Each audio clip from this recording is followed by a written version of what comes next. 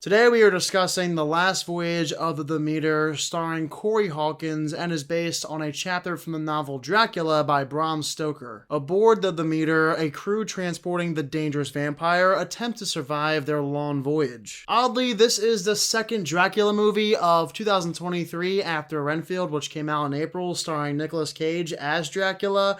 Funny enough though, they are two completely different movies. Renfield was a horror comedy, whereas The Last Voyage of the Demeter has no comedy whatsoever. But something similar about the two films is that you know pretty much what you're getting based off the trailer. And The Last Voyage of the Demeter effectively tells this chapter from Bram Stoker's novel between the huge set's effective horror elements and edge-of-your-seat tension. The film is one of those that gives you everything promised in the trailer and never pulls a fast one on you. Everything you saw in the preview is what you get in the film, and I'm happy about that because I hate when movies are nothing like their trailers. From one of the early shots, I was surprised by the movie's cinematic look. I couldn't believe how much work went into this film to give the audience a similar feeling to watching a historical epic. There's this one shot in the beginning as the ship is leaving port that doesn't utilize any CGI. It's just the ship sailing through water.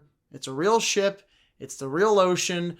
No CGI needed. Thank you for using real effects. So I praise the film for its use of practical elements, and in terms of the acting, everyone in the movie is good. Usually in these monster horror movies, there are one or two actors that distract you from the film because of their poor acting, but that is never the case in The Last Voyage of the Demeter because everyone lives up to the standard of good acting in a horror film. From a directing standpoint, especially when it came to the scary moments, it was great. The movie is at its best anytime Dracula appears and starts tearing apart this crew. There were a few times in this movie where it felt truly scary, and for this being more of a thriller as opposed to a horror movie, I feel like the peak scares in The Last Voyage of the Demeter are better than almost every scare in a lot of horror movies we get these days. Although I do have a complaint with the movie's length, I think it could have been trimmed by 20 or even 30 minutes. Once everything is set up and Dracula comes out of the shadows to feast,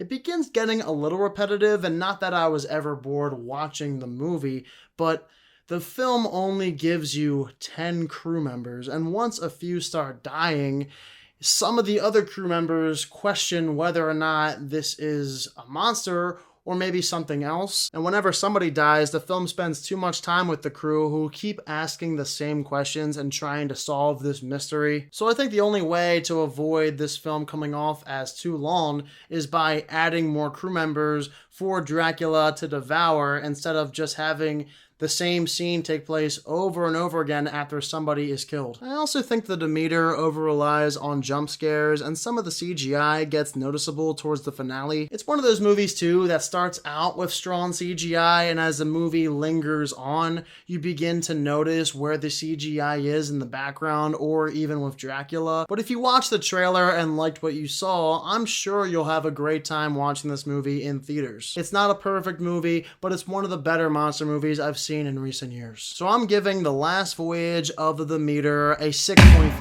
out of 10. So have you guys seen this film? If so, let me know down below in the comment section what your thoughts are of it. And of course, as always, if you are new to my channel, click the subscribe button and give this video a thumbs up if you enjoyed it. Thank you all so much for watching this video, and I hope you all have a fantastic day.